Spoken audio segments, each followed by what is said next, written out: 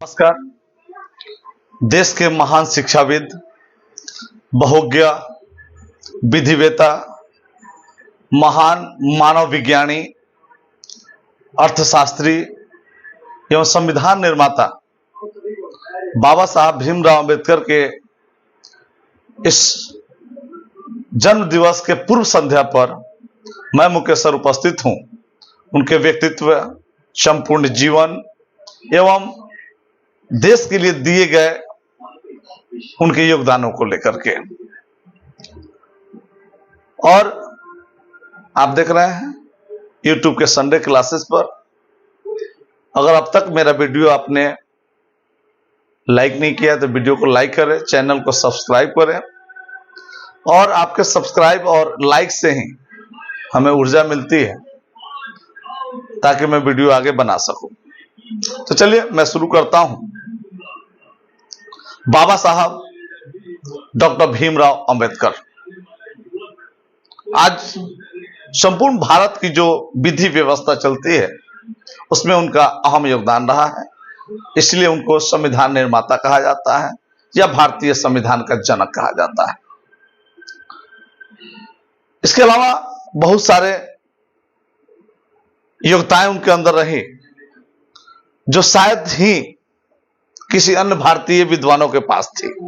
अर्थात अगर हम देखें तो भीमराव अंबेडकर अतुलनीय रहे, क्योंकि एक व्यक्ति जो कानून का बहुत बड़ा ज्ञाता, अर्थशास्त्र के ज्ञानी, मानव विज्ञानी, समाज सुधारक, अच्छे वकील, एक दर्शन शास्त्री, इतिहासकार और संपादक, यानी बहुमुखी प्रतिभा के धनी थे। इसके अलावा भी वे दलित बौद्ध आंदोलन के प्रणेता के रूप में जाने जाते हैं। भारत के प्रथम विधि एवं न्याय मंत्री भी रहे हैं, और भारतीय संविधान के जनक तो हैं ही।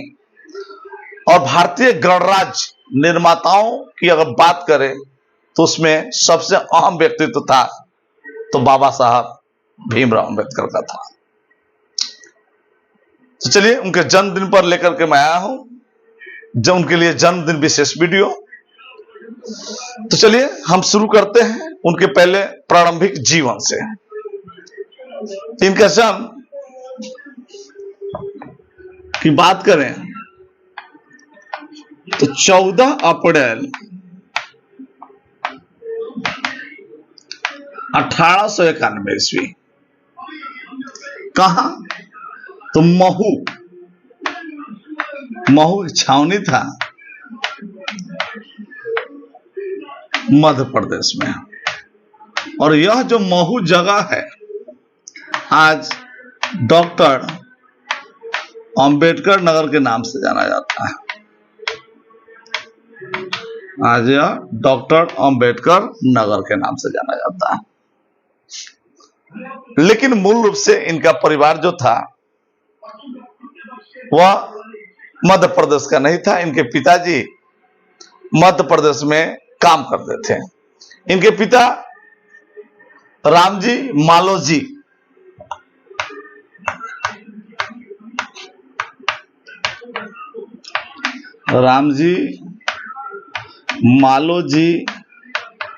सतपाल,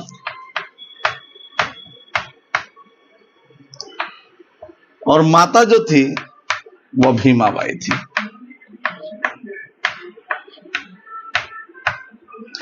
ये ब्रिटिश ईस्ट इंडिया कंपनी के अंतर्गत सैन्य अधिकारी थे, यानी सैन्य टुकड़ी में सूबेदार हुआ करते थे, और यहीं इस बालक का जन्म भी हुआ था।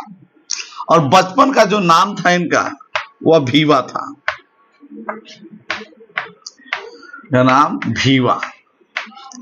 और एक प्रचलन रहा है, क्योंकि ये मूल रूप से सतारा रत्नागिरी महाराष्ट्र के रहने वाले थे, और वहां का प्रचलन था कि अपने नाम में जो उपनाम जोड़ते थे वह गांव के नाम को जोड़ते थे, और इनका जो गांव था वह अम्बाड़वे था। इनका गांव जो था अम्बाड़वे, और इसीलिए इनका नाम आंबेडकर भी पड़ा, यानी भीमराव आंबेडकर। बचपन का नाम करे तो भीवा राव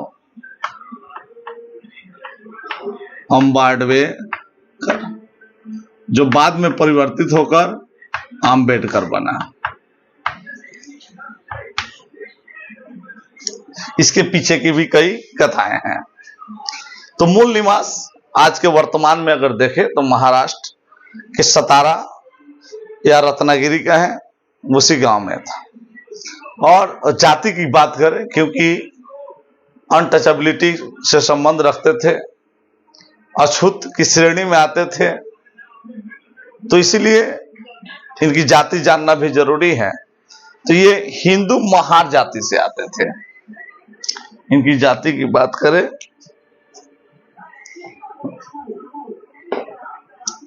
तो हिंदू महार जाति से आते थे, हिंदू महार जाति। इनका जन्म हुआ था जो अछूत में आते थे।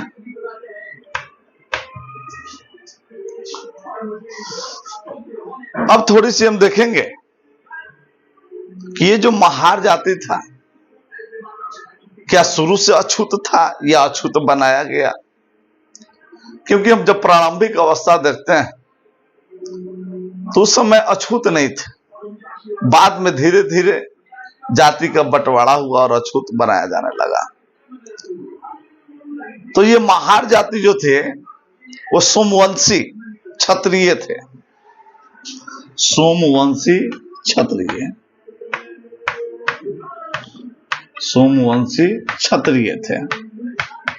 अब जरा सोचिए कि जो क्षत्रिय हो वो अछूत कैसे हो सकता है? इनके भी अछूत बनाने के पीछे भी राज है। राज क्या है? तो छत्रपति शिवाजी महाराज के समय जो महार जाति थे वे उनके सैन्य में हुआ करते थे, नहीं सैनिक में हुआ करते थे शिवाजी के समय से। शिवाजी से लेके बाजीराव प्रथम तक, बाजीराव प्रथम तक ये महार लोग जो थे वह सैनिक कार्य करते थे। लेकिन जब बाजीराव द्वितीय का शासन आया तो बाजीराव द्वितीय ने महार को अछूत घोषित कर दिया, अनटचेबल, अनटचेबल यानी अछूत घोषित कर दिया। अछूत घोषित करने पर इन लोगों ने पेशवाओं के खिलाफ ही संघर्ष कर दिया। तो पूर्व से ये अछूत नहीं थे, बाजीराव द्वितीय के समय इनको अछूत घोषित किया गया। क्योंकि इनके पूर्वज को अगर देखें तो ब्रिटिश ईस्ट इंडिया कंपनी में नौकरी किया करते थे और अच्छे अच्छे पदों पे हुआ करते थे।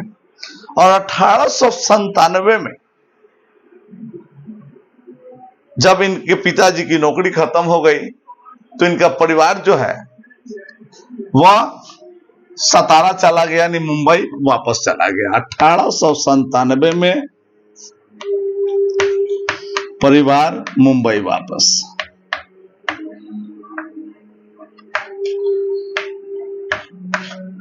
मुंबई वापस हो गया, यानी अपने मूल गांव में। निश्चित है कि जब वापस जाएंगे तो अब बालक जो है धीरे धीरे बड़ा हो रहा है तो एजुकेशन की भी जरूरत पड़ेगी।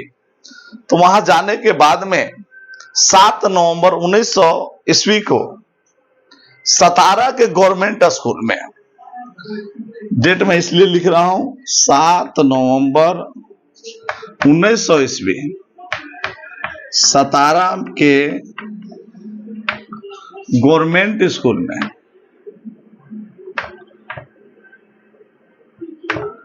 इनका नामांकन हुआ।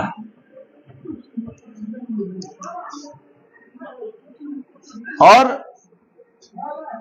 इनकी शिक्षा प्रारंभ हो गई। और इनका जो गांव आता था वह कोंकण क्षेत्र में आता था। और ये पहले ही मैं बता चुका हूं कि उपनाम में अपने गांव का नाम जोड़ते थे।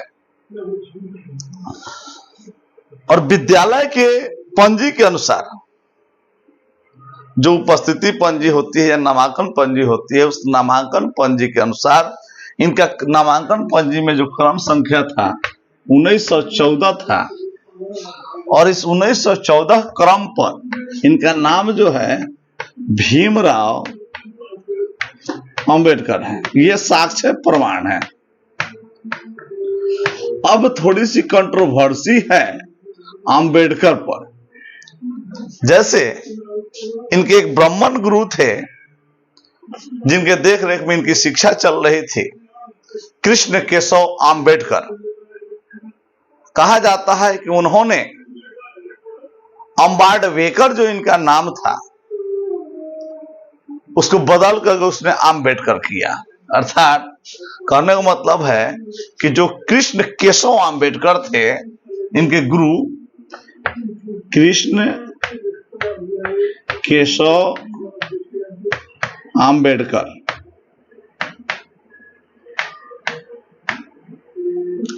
कहा जाता है कि इन्होंने इनका नाम जो है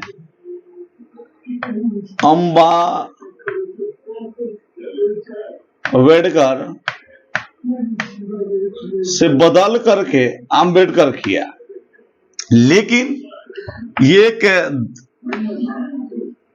इसका कोई प्रमाण नहीं, क्योंकि भीमराव अंबेडकर इनका नाम था।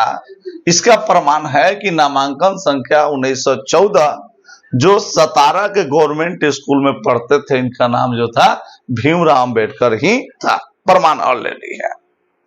और इस 7 नवंबर को जिन्होंने जो शिक्षा ग्रहण की, इस 7 नवंबर को प्रतिवर्ष महाराष्ट्र में विद्यार्थी दिवस के रूप में मनाया जाता है,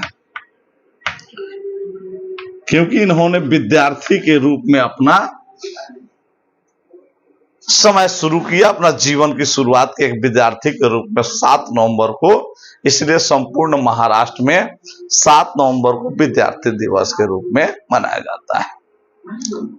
अब जब ये चौथी कक्षा तक पहुंचते हैं तो चौथी कक्षा में इंग्लिश मीडियम स्कूल से उत्तीर्ण हुए, और उत्तीर्ण होने के उपरांत चौथी कक्षा, सोचिए, चौथी कक्षा उत्तीर्ण होने पर इनके सम्मान में एक समारोह का आयोजन किया गया। और उस समारोह में इनके जो मित्र दादा कहें या पारिवारिक दादा कहें, इनके अपने दादा तो नहीं थे, यानी रिश्ते में जो दादा लगते थे, यानी उनको लेखक दादा के नाम से ये हमेशा संबोधित किया करते थे। उनका नाम था केलुस्कर, अर्थात लेखक दादा कहते थे ये केलुस्कर। उन्होंने इस सम्मान समारोह में बौद्ध की जीवनी, यानी बुद्ध की जीवनी सप्रेम भेंट की। बुद्ध की जीवनी सप्रेम भेंट की। और उस समय पहले बार अंबेडकर गौतम बुद्ध को जाने और बौद्ध धर्म को जान पाए। उसके पहले ये गौतम बुद्ध या बौद्ध धर्म को नहीं जानते थे। 1907 ईस्वी में एलिफेंटन रोड के शासकीय विद्यालय से इन्होंने मैट्रिक की परीक्षा उत्तीर्ण की। 1907 में मैट्रिक पास किया इन्होंने। फिर मैट्रिक परीक्षा उत्तीर्ण उपरांत 1908 में एल्फिस्टन कॉलेज में इनका नामांकन हो गया। 1908 में एल्फिस्टन कॉलेज में इनका नामांकन हो गया। अब सोचिए, उस समय का बहुत ही ब्रांड कॉलेज था एल्फिस्टन कॉलेज, क्योंकि यह बॉम्बे यूनिवर्सिटी से संबद्ध था।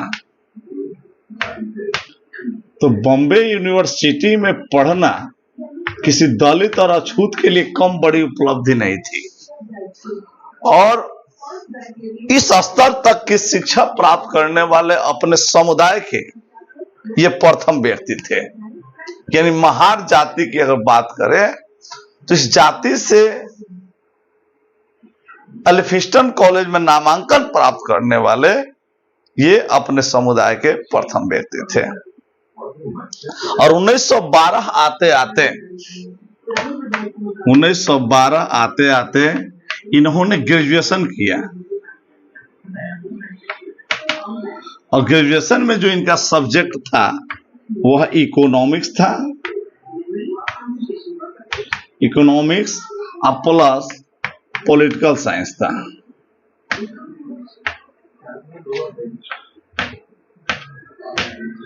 पॉलिटिकल साइंस अर्थात अर्थशास्त्र और राजनीति विज्ञान में इन्होंने ग्रेजुएशन किया 1912 ईस्वी में।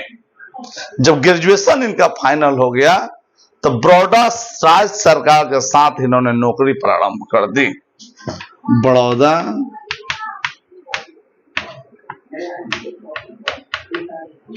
राज्य सरकार या प्रांत सरकार कहें में इन्होंने नौकरी प्रारंभ की।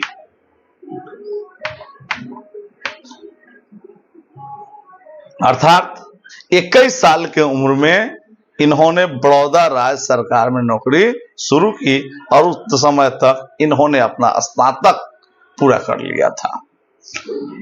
अब थोड़ा सा चलते हैं, इनकी अगली कड़ी में चलते हैं जहां से इनका जीवन बदलेगा और इनकी जो शिक्षा ग्रहण करने की जो जिज्ञासा थी इसको सपोर्ट मिलेगा और किस तरह से ये अमेरिका, इंग्लैंड, जर्मनी तक का सफर तय करेंगे शिक्षा ग्रहण करने में। इसलिए कहा जाता है कि अगर आप अंबेडकर को पढ़ना चाहते हैं तो भारत के संविधान को पढ़िए, आपको समझ में आ जाएगा कि कैसे व्यक्तित्व थे, कितने ज्ञानी थे। अगर भारत के संविधान को पढ़ना है तो अंबेडकर को पढ़ लीजिए। अंबेडकर अपने आप में एक यूनिवर्सिटी थे, वह कॉलेज और स्कूल नहीं थे बल्कि एक यूनिवर्सिटी थे। 1913 की वह घटना है, उम्र होगी 22 साल।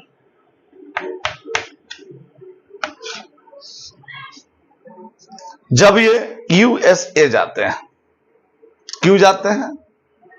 तो सयाजी राव गायकवाड़, सयाजी राव गायकवाड़ तृतीय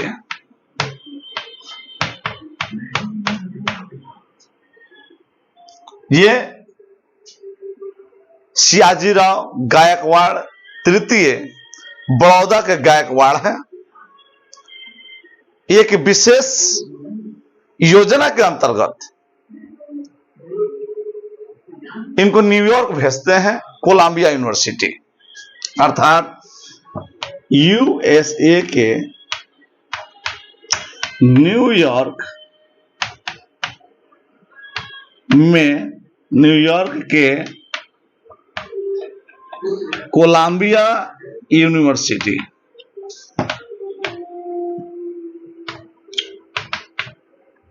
और इनके लिए 3 वर्षों के लिए पेंशन की घोषणा होती है। 3 वर्षों के लिए पेंशन नहीं, क्या स्कॉलरशिप। और स्कॉलरशिप कितना मिलेगा? तो $12.5 स्कॉलरशिप की घोषणा होती है 3 वर्षों के लिए। सॉरी, $11.5 $11.5 की घोषणा होती है कि 3 साल तक भीमराव अंबेडकर को दिया जाएगा यूएसए या किसी भी विदेश में अध्ययन करने के लिए। इसलिए ये यूएसए चले जाते हैं, United states of America, New York शहर के कोलंबिया यूनिवर्सिटी में। और वहां जाने के बाद में लिविंगस्टन हॉल है, वहां न्यूयॉर्क का बहुत फेमस हॉल है, लिविंगस्टन हॉल में रहने का फैसला करते हैं।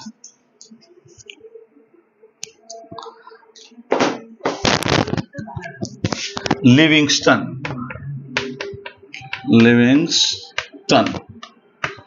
हॉल में रहने का फैसला करते हैं, लेकिन अकेला रहने में खर्च ज्यादा आता, इसलिए एक पार्टनर चुन लेते हैं और एक पारसी मित्र इनके बन जाते हैं लिविंगस्टन हॉल में ही, नवल भातेना, और उसके साथ ये रहने लगते हैं नवल भातेना के साथ। यानी कुल मिला के भारतीय मूल का है, पारसी है, इनके साथ ही एडजस्ट कर जाते हैं और लिविंगस्टन हॉल में रहने लगते हैं, अपना शिक्षा जारी रखते हैं। 1915 में ये पहली बार पीजी करते हैं। PG it means post graduate, यानी पोस्ट ग्रेजुएट होते हैं, पोस्ट ग्रेजुएशन करते हैं 1915 में। और विषय देखिएगा तो आप हैरान रह जाइएगा। 1915 ये पहली बार पीजी करते हैं, पोस्ट ग्रेजुएट होते हैं, और इनका जो मुख्य विषय रहता है वह रहता है इकोनॉमिक्स। लेकिन इकोनॉमिक्स के साथ इनके विषय और कौन कौन से होते हैं, तो शुरू में आप देखे होइएगा कि ये इकोनॉमिक्स और पॉलिटिकल साइंस से ग्रेजुएशन किए रहते हैं, और वहां पे ये अपना मूल विषय जो रखते हैं वो अर्थशास्त्र रखते हैं। इसके साथ में सोशियोलॉजी, इसके अलावा फिलोसफी,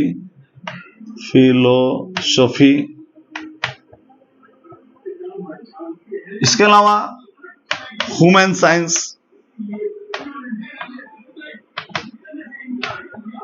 साइंस, साथ ही हिस्ट्री। ये कभी भी एक विषय नहीं पढ़े, उस बीच में जितना संभव हो उतने विषय का इन्होंने अध्ययन किया है।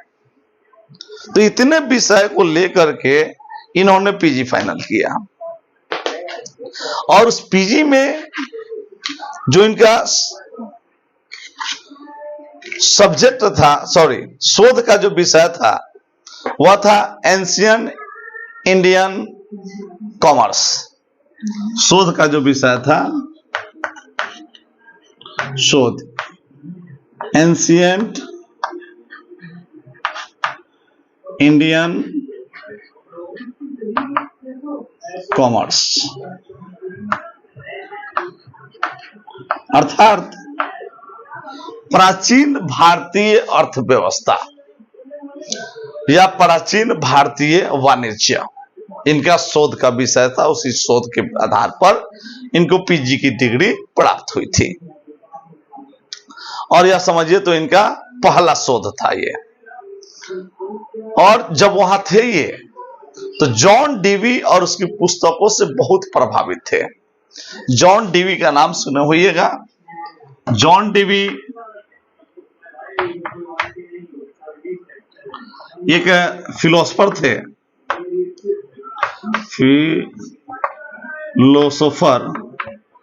महान दार्शनिक थे ये अमेरिका के, और जिस कोलंबिया यूनिवर्सिटी में ये पढ़ते थे उसी में पूर्व में प्रोफेसर रह चुके थे। और उनकी एक पुस्तक थी, जॉन डीवी की पुस्तक लोकतंत्र और शिक्षा, अर्थात डेमोक्रेसी एंड एजुकेशन। इनकी पुस्तक जो थी डेमोक्रेसी एंड एजुकेशन, लोकतंत्र और शिक्षा, इस पुस्तक से ये बहुत प्रभावित है। बात है 15 की। 1916 में दूसरा शोध इनका आता है। 1916, 1915 में पहला शोध है, और इस शोध का जो विषय है एंशियंट इंडियन कॉमर्स, यानी प्राचीन भारतीय वाणिज्य। और जॉन डीवी की पुस्तक लोकतंत्र और शिक्षा से बहुत प्रभावित हैं। और अगले ही वर्ष 1916 में इनका दूसरा शोध आता है, दूसरा शोध प्रकाशित होता है, और शोध का जो थीम रहता है वह है national डिवाइडेंट of India. National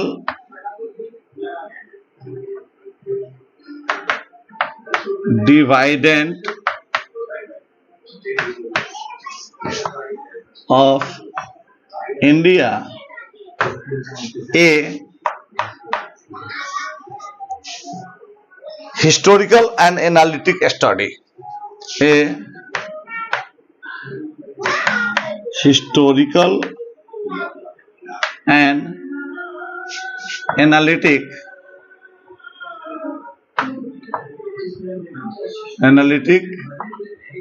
study। ये इनका दूसरा शोध था, यानी दूसरा शोध। तो निश्चित है कि जब दूसरा शोध होगा तो पीजी भी इनका क्या होगा, दूसरा होगा। पहला पीजी पहला शोध 1915, दूसरा पीजी दूसरा शोध 1916। थीम था national डिवाइडेंट of India a historical analytics study. तो भारत का राष्ट्रीय लाभांश, एक ऐतिहासिक एवं विश्लेषक अध्ययन। तो 1915 पहला पीजी, 1916 दूसरा पीजी। अब आइए, उसी वर्ष 1916 में ही दूसरा पीजी करने के बाद में ये वहां से लंदन का रुख करते हैं और वहां तीसरा शोध होता है। अर्थात 1916 में ही अब ये लंदन पहुंचते हैं, लंदन, और वहां पे इनका तीसरा शोध प्रकाशित होता है।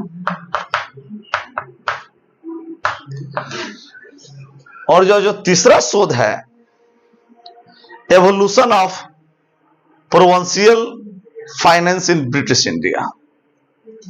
तीसरा शोध क्या है? Evolution of provincial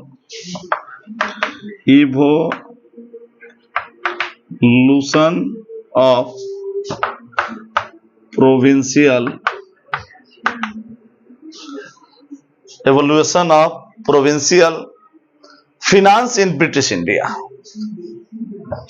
finance in British India, अर्थात तीसरा शोध इनका लंदन में प्रकाशित होता है।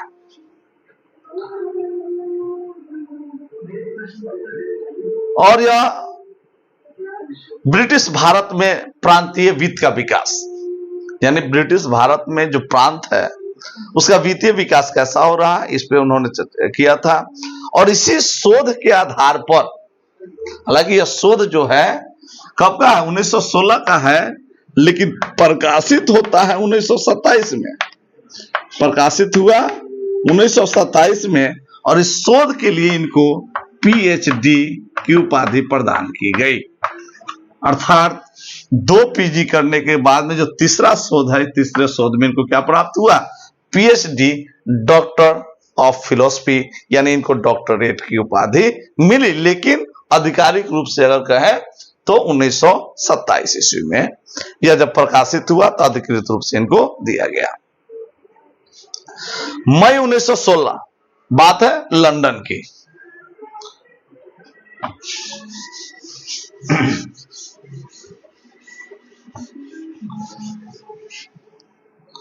मई 1916, बात लंदन की ही है। वहां मानव विज्ञानी यानी human science Alexander Goldenweiser, Alexander Goldenweiser, Alexander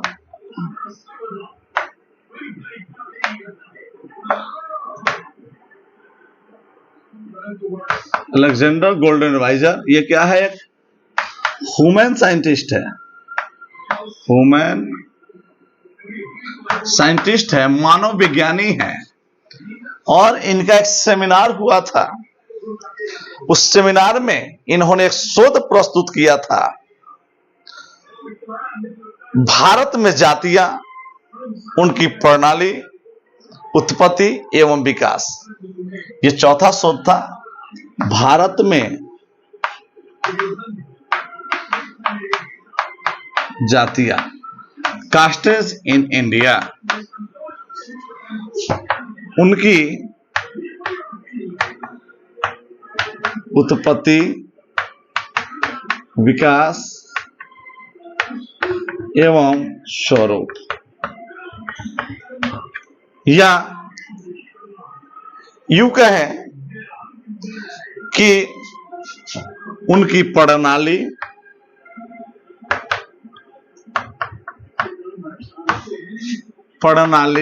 उत्पत्ति एवं विकास। और यह अभी किताब के रूप में मिलता है, भारत में जातियां, उनकी प्रणाली, उत्पत्ति एवं विकास।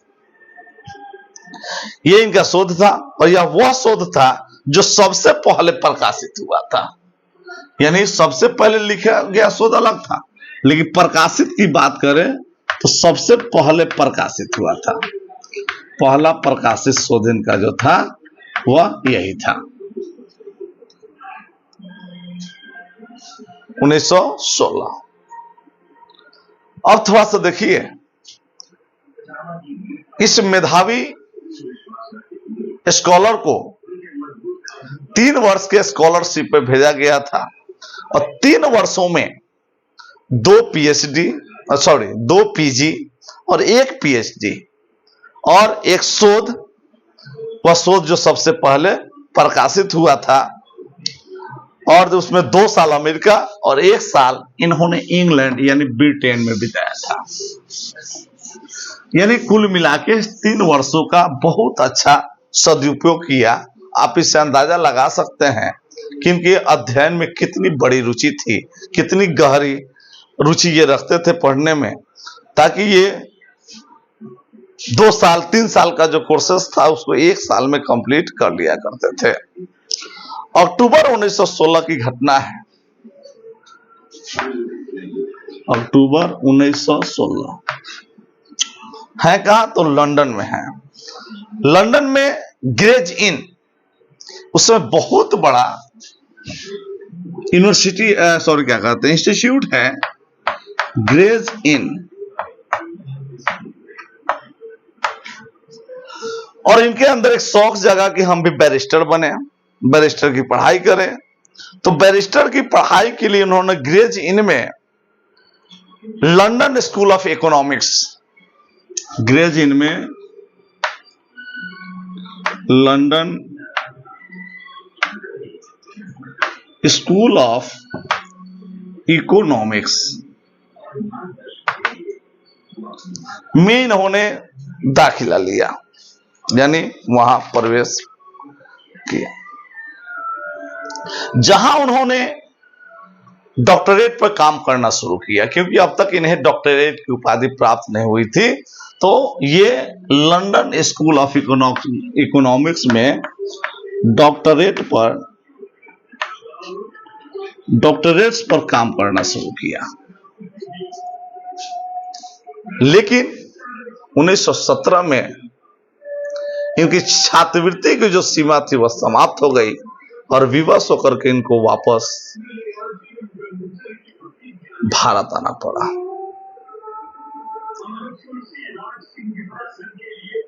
एक चीज मैं बताना भूल गया था कि इनकी 15 वर्ष की आयु में, जब ये मात्र 15 साल के थे, तो इनकी शादी 9 वर्ष की रमाबाई से हुआ था। तो लौटते समय जब लंदन से ये भारत आ रहे थे, तो इनकी जो पुस्तक संग्रह थी, ये पुस्तक संग्रह किसी और जहाज से भारत भेजा गया, और ये किसी और जहाज से आए। लेकिन जिस जहाज से इनकी पुस्तक संग्रह को भेजा गया था, उस जहाज को जर्मन के पनडुब्बी जहाज ने डुबो दिया, मार दिया, और इसमें इनके सारे जो पुस्तक थे वे सभी नष्ट हो गए, क्योंकि उस समय प्रथम विश्व युद्ध चल रहा था। वापस लौटने के बाद में ये फिर से बड़ौदा राज के सेना में सचिव बन जाते हैं। बड़ौदा राज के सेना सचिव बनते हैं, और इनका जो ऊपर जो देखे आप डॉक्टरेट का जो कार्ड था वो अधूरा छूट गया, यानी ये कंप्लीट नहीं हो पाया और वापस आकर के बड़ौदा राज्य में ये सेना के सचिव पद पे, लेकिन अचानक फिर से छुआछूत का इनको सामना करना पड़ा, दिल आहत हो गया, बहुत तकलीफें हुई इनको और इन्होंने मजबूरन नौकरी छोड़ दी। नौकरी छोड़ने के बाद ये परामर्शदाता के रूप में, लेखाकार के रूप में काम करना शुरू कर दिया। तो परामर्श का जो व्यवसाय था इनका नहीं चल पाया, कारण था ये अछूत थे, समाज इनको एक्सेप्ट नहीं करता था, इसलिए परामर्श का व्यवसाय इनका नहीं चला। लेकिन नौकरी तो चाहिए, जीवन यापन करने के लिए नौकरी चाहिए। तो मुंबई के पूर्व जो राज्यपाल थे सिडनेक, लॉर्ड सिडनेक, पूर्व राज्यपाल मुंबई यानी गवर्नर, पूर्व राज्यपाल मुंबई, उस समय बॉम्बे था, लॉर्ड सिडनेक, इनके और इनके मित्र के प्रयास से इनको फिर से नौकरी पर रखा गया। अब की नौकरी जो दिया गया वह Sydney college of commerce and economics में प्रोफेसर का पद मिला। कहां मिला? Sydney college of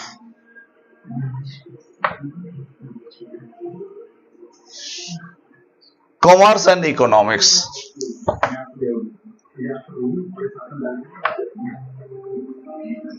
commerce and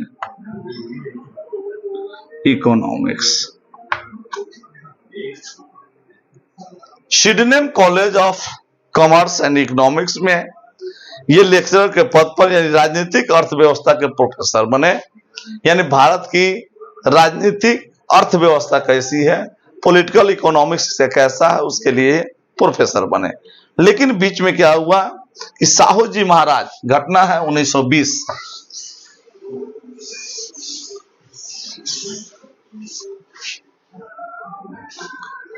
घंटा है 1920,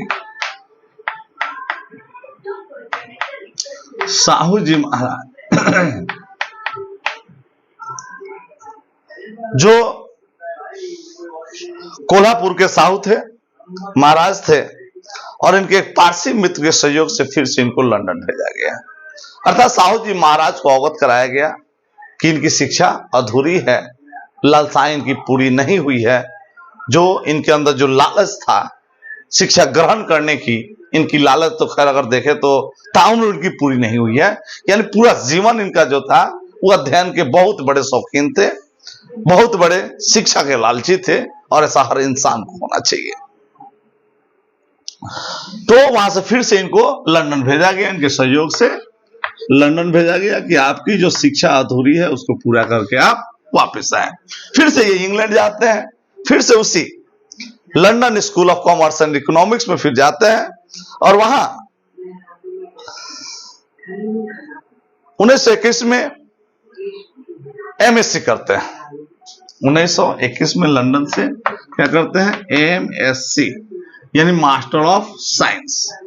अब सोचिए, उसके पहले 2 पीजी था, अब ये तीसरा पीजी हो गया, 3rd पीजी, एमएससी साइंस में पीजी करते हैं। और इनका जो शोध का विषय होता है provincial decentralisation of imperial finance in British India, शोध का विषय होता है प्रोविंशियल decentralized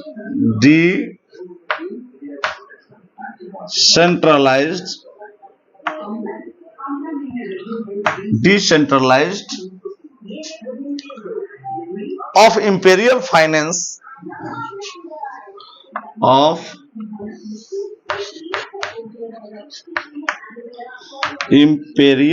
finance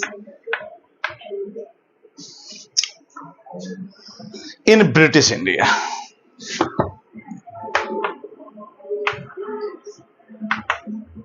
इन ब्रिटिश इंडिया।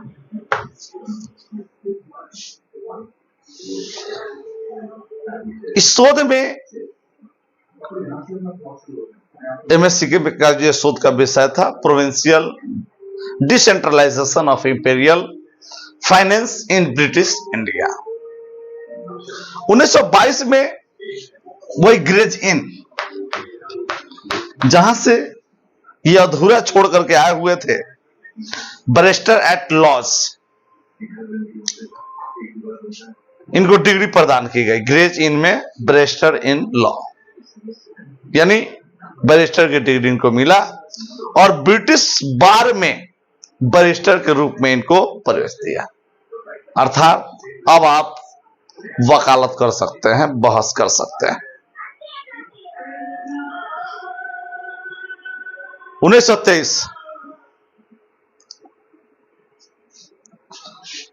22 में law final. 1923 DSC, doctorate of science. किस चीज में? अर्थशास्त्र में, इकोनॉमिक्स में डीएससी। यह दूसरा समझिए तो डॉक्टरेट था। इसके पहले एक पीएचडी किए, वो हो गया। दूसरा डीएससी, यानी दूसरा या पीएचडी की इक्विवेलेंट होता है, डॉक्टरेट होता है।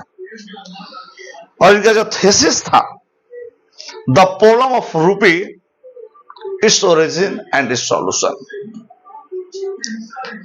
इनका जो थीसिस था या इनका जो शोध का विषय था, शोध प्रॉब्लम ऑफ रूपी, प्रॉब्लम ऑफ रूपी अर्थात वाणिज्य की समस्या, पैसे की समस्या, its origin and it's solution. Its origin and it's solution, यानी इसकी उत्पत्ति और इसके समाधान। यानी भारत में जो रुपये की समस्या है, आर्थिक समस्या है, वो कैसे उत्पन्न हुआ है और उसके समाधान क्या है। और इस चीज में इनको डीएससी प्रदान की गई, डॉक्टरेट इन साइंस, अर्थात दूसरा पीजी था।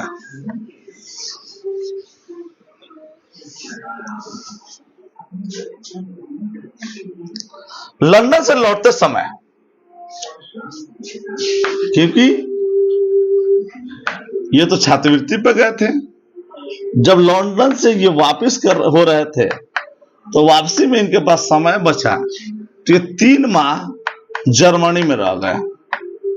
और जर्मनी में कहा? तो बॉन विश्वविद्यालय, यानी बॉन यूनिवर्सिटी। और उस बॉन यूनिवर्सिटी में इन्होंने इकोनॉमिक्स पढ़ा। यानी इकोनॉमिक्स पढ़ने की इनकी जो जिज्ञासा थी वो अभी तक पूरा नहीं हुआ था, तो उन्होंने जर्मनी के बॉन विश्वविद्यालय से, बॉन यूनिवर्सिटी से इकोनॉमिक्स फिर पढ़ना शुरू कर दिया, और 3 महीने के लिए। तब तक ये जितने शोध किए हुए थे, जो कोलंबिया विश्वविद्यालय से इन्होंने शोध किया था, उस शोध का जो इनको उपाधि प्रदान किया गया एलएलडी, लेकिन यह 1952 में इनको उपाधि मिली। 1952 में एलएलडी की उपाधि प्रदान किया किसने? कोलंबिया विश्वविद्यालय ने। कोलंबिया विश्वविद्यालय, अर्थात ये इनकी तीसरी पीएचडी थी, तीसरी डॉक्टरेट थी, यानी पीएचडी का ही है एलएलडी। उसके पहले पीएचडी, डीएससी, अब की था एलएलडी, और एक और देखेंगे चौथी डीलिट। 1953 में डीलिट, ये किसने दिया? उस्मानिया विश्वविद्यालय, उस्मानिया विश्वविद्यालय हैदराबाद, हैदराबाद। अर्थात इनको कुल 4 डॉक्टरेट की उपाधि मिली, 4 बार डॉक्टरेट की मानव उपाधि मिली। किसी को एक नहीं मिलता है, इन्हें 4 बार प्रदान किया गया। और इन्होंने एक अपनी आत्मकथा लिखी जिसको हम लोग सेल्फ ऑटोबायोग्राफी कहते हैं या ऑटोबायोग्राफी कहते हैं। और इनका जो ऑटोबायोग्राफी था यानी ऑटोबायोग्राफी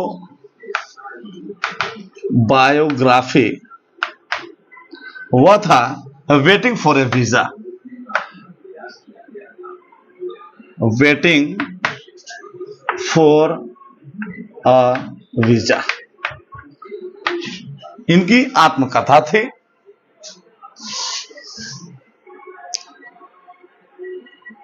अब थोड़ी सी हम उस तरफ चलेंगे जहां से ये अपनी शिक्षा ग्रहण करने के बाद में समस्त भारत की सामाजिक स्थितियों को जब देखते हैं तो ये देखते हैं कि यहां जो समाज का जो वर्गीकरण हुआ है, यह समाज का वर्गीकरण ठीक नहीं है। यहां एजुकेशन की कोई वैल्यू नहीं है। तब जाकर के 20 जुलाई 1923 ईस्वी को,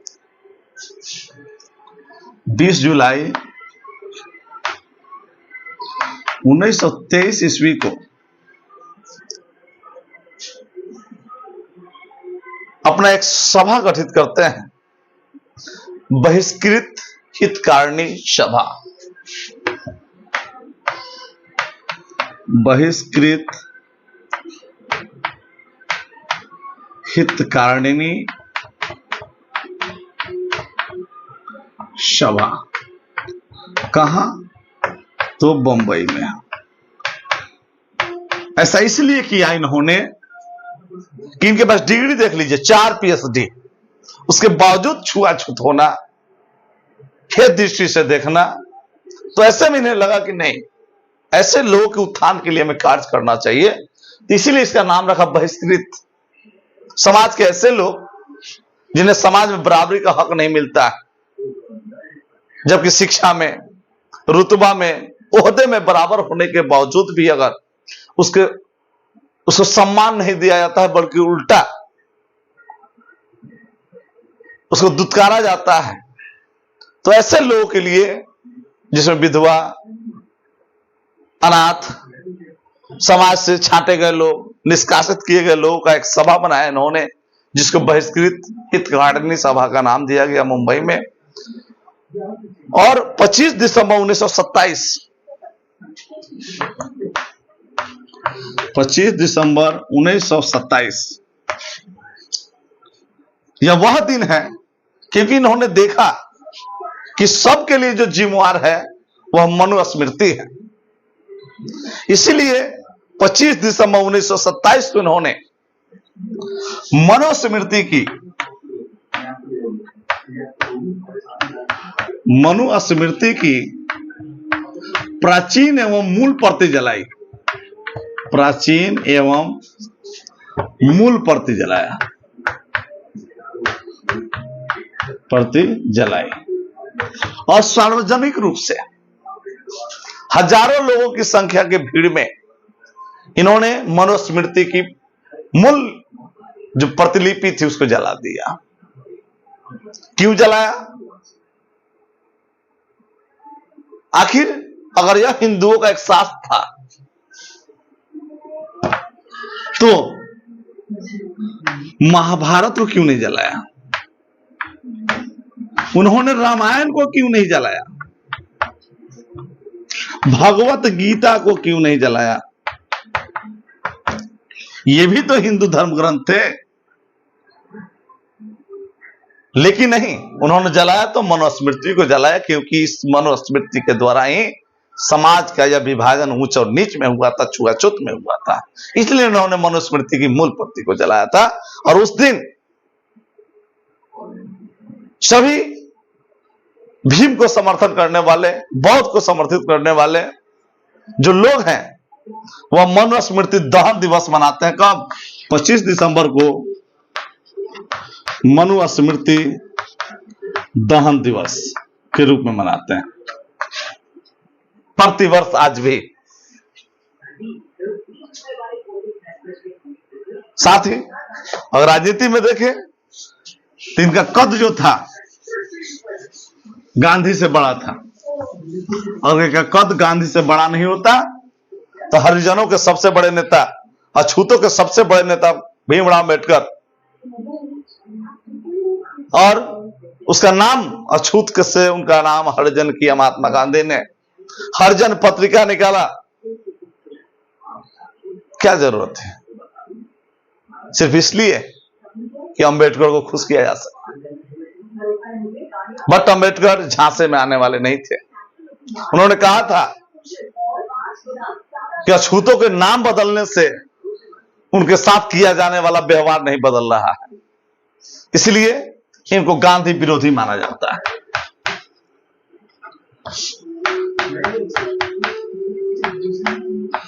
गांधी विरोधी,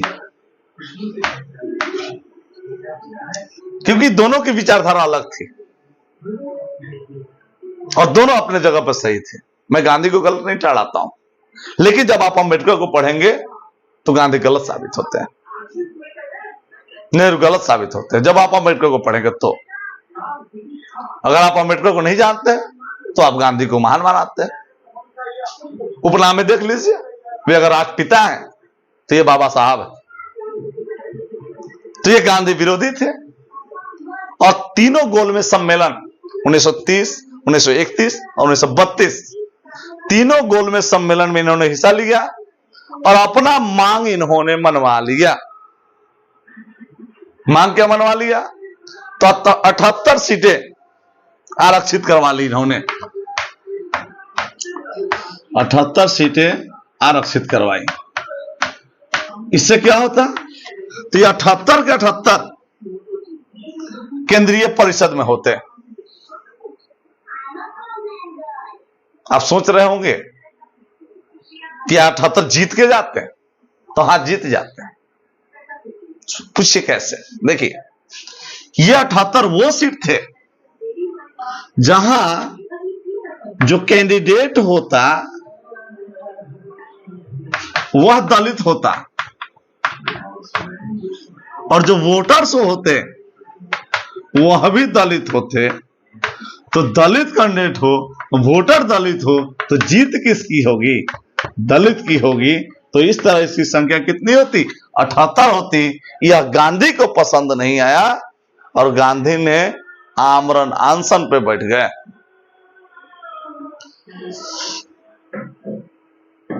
दिसंबर 1932।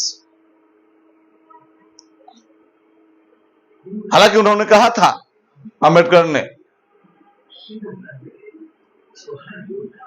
कि किसी के मरने से कोई जगह खाली नहीं होता है।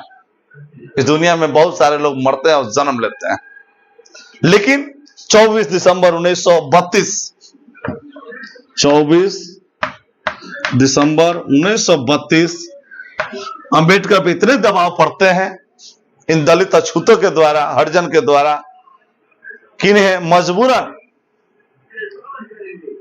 पुणे के यरवदा जेल में गांधी बंद है, वहां जब मिलने जाते हैं, जिसको पुणे पैक्ट के नाम से जानते हैं। और इस पैक्ट में क्या हुआ? गांधी ने कहा कि तुम 78 सीट मिला, हम तुम्हें 148 सीट करवा देते हैं। 78 से बढ़ा के कितना? 148 सीटें। लेकिन तुम्हारे शर्तों में थोड़े से बदलाव होंगे। जो गोलमेज सम्मेलन से जो प्रस्ताव पारित करा के लाए हो उसमें थोड़े बदलाव होंगे। गांधी ने कहा कि कैंडिडेट तुम्हारे दलित है, वह दलित रहेंगे, कोई दिक्कत नहीं, लेकिन वोटर जो है वह दलित नहीं होंगे, वह वोटर समान होंगे। इस शर्त के साथ उन्हें 148 सीटें दी गई केंद्रीय विधान परिषद में। हालांकि बाद में अंबेडकर ने इस चीज को बाद में खारिज भी किया, मानने से नकार दिया। लेकिन उस समय गांधी के जीवन और मरण का सवाल था, इसलिए इन्होंने एक्सेप्ट किया था।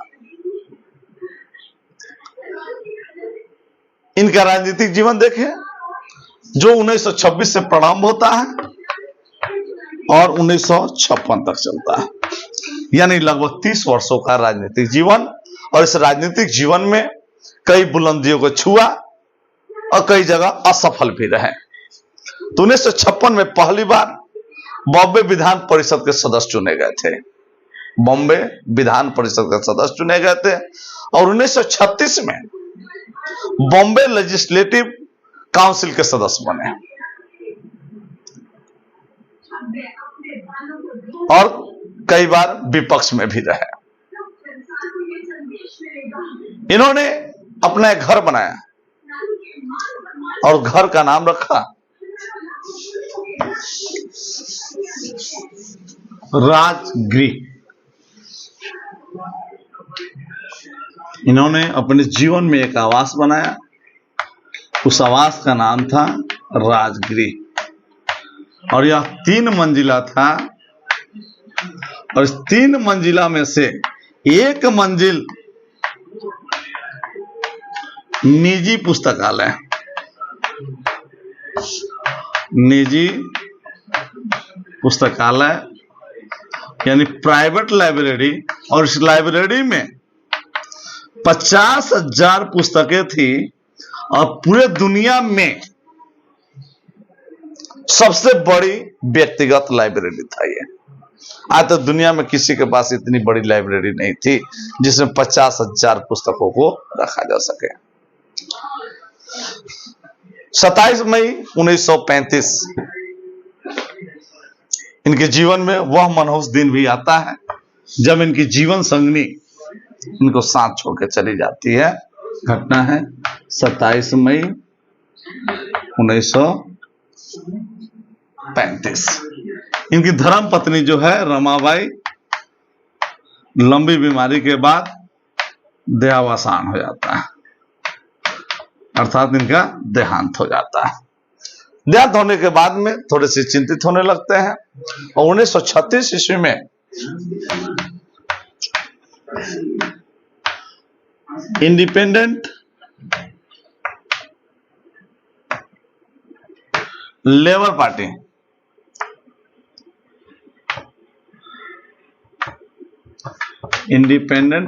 पार्टी का गठन करते हैं।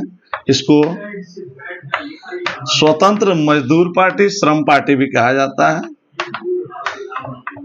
का गठन करते हैं। और यह जो स्वतंत्र लेबर पार्टी है, इंडिपेंडेंट लेबर पार्टी है, 1937 के जो केंद्रीय विधानसभा के चुनाव होते हैं, उस केंद्रीय विधानसभा चुनाव में 1937 के केंद्रीय जो विधानसभा चुनाव होता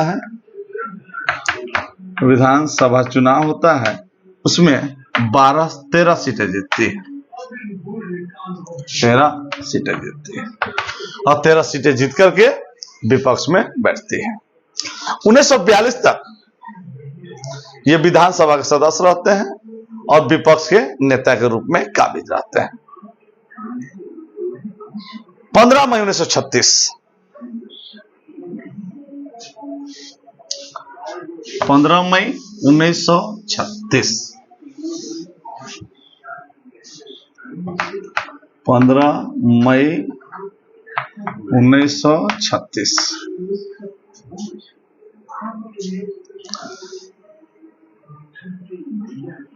जाति प्रथा का विरोध, इनकी पुस्तक की रचना होती है। जाति प्रथा का विरोध, अर्थात inhalation of cast, inhalation of cast, जाति प्रथा का विरोध। और जो गांधी की पत्रिका रहती है हरिजन, ये हरिजन का विरोध करते हैं, हरिजन पत्रिका का ये विरोध करते हैं। पाकिस्तान की मांग की भी आलोचना करते हैं और कांग्रेस का और गांधी का, मैं शुरू से भी बताया हूं कि ये गांधी के विरोधी रहे हैं, तो गांधी का विरोधी कांग्रेस का विरोधी होगा। तो इन्होंने एक पुस्तक लिखा था, उनकी पुस्तक थी जो बड़ा विवाद खड़ा हुआ था, what Congress and Gandhi have done for, ध्यान दीजिएगा, what Congress and Gandhi have done for the untouchables, for the untouchables, यानी कांग्रेस और गांधी ने अछूतों के लिए क्या किया। यह बहुत ही पोल खोलने वाली पुस्तक रही इनकी। और हु वेयर द शूद्रा, एक और पुस्तक थी इनकी, हु वेयर द शूद्राज, यानी शूद्र कौन थे, कहां से शूद्र है, इनकी पुस्तक रही। अब संविधान सभा में इन्होंने जो कार्य किया उसको हमने संविधान दिवस, संविधान निर्माण में कई बार देख चुके हैं, इसलिए हम संविधान निर्माण पर चर्चा नहीं करेंगे, उसका एक अलग टॉपिक है जो हो चुका है। अब सीधा हम आते हैं, क्योंकि संविधान सभा के प्रारूप समिति के अध्यक्ष इन्हीं के द्वारा संविधान का निर्माण कंप्लीट हुआ था, पूर्ण हुआ था, इसलिए संविधान सभा के ये जनक कहलाते हैं, संविधान के जनक निर्माता कहलाते हैं, रचयिता कहलाते हैं। तो हम चर्चा अब वहां नहीं करेंगे। यह 13 अक्टूबर 1935 को एक सभा में इन्होंने कहा था कि मैं हिंदू जरूर जन्म लिया हूं, लेकिन मैं हिंदू के रूप में नहीं मरूंगा। अर्थात उन्होंने आगामी समय धर्म परिवर्तन, आगामी समय में धर्म परिवर्तन की चेतावनी दे चुके थे। और 14 अक्टूबर 1956 को इन्होंने धर्म परिवर्तन किया।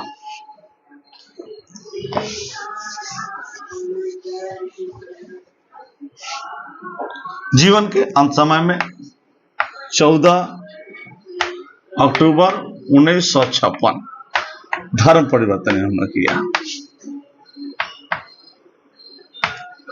धर्म परिवर्तन यानी हिंदू से इन्होंने बौद्ध धर्म ग्रहण किया। और यह अकेला नहीं, अपने साथ साथ 5 लाख अनुयायियों को धर्म परिवर्तन करवाया। 5 लाख अनुयायी एक दिन में। अगला दिन 15 अक्टूबर 1956 3 लाख लोगों को बौद्ध धर्म की दीक्षा दी इन्होंने। 16 अक्टूबर 1956 3 लाख लोग, अर्थात 3 दिन में, with in 3 days only they changed 11 lakhs people to the Buddha's religion। यानी बुद्ध धर्म में इन्होंने 11 लाख लोगों को 3 दिन में परिवर्तित कर दिया। सोचिए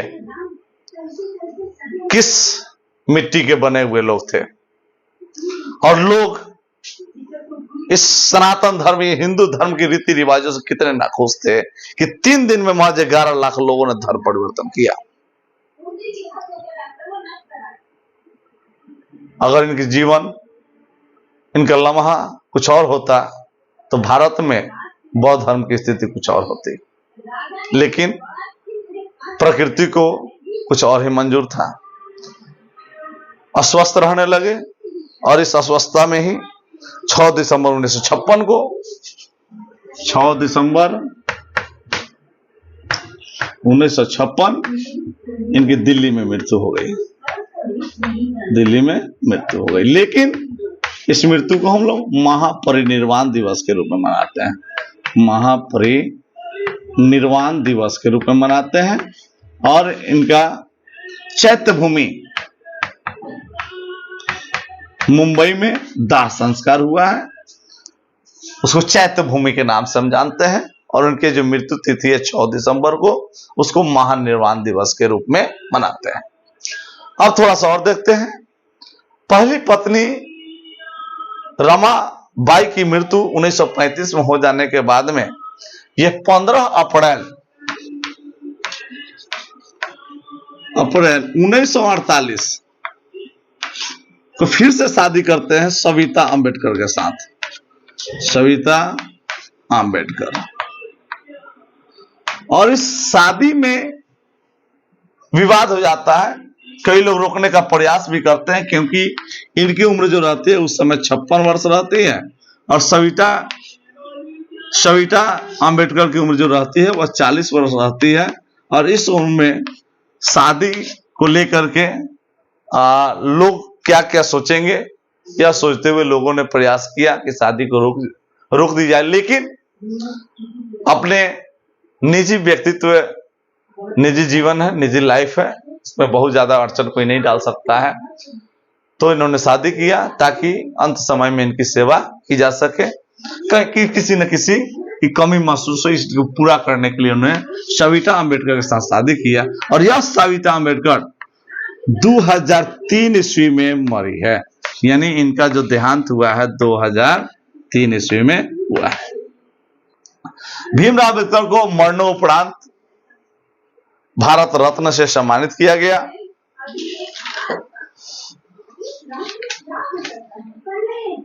तो भारत रत्न इनको मिला, लेकिन थोड़ा देर से मिला। तो आज हमने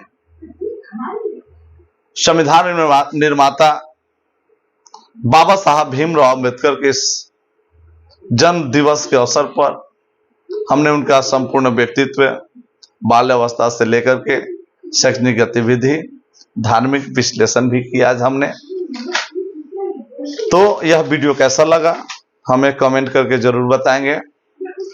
फिर कभी या अगले किसी अच्छे टॉपिक के साथ फिर हम मिलते हैं। तब तक के लिए धन्यवाद।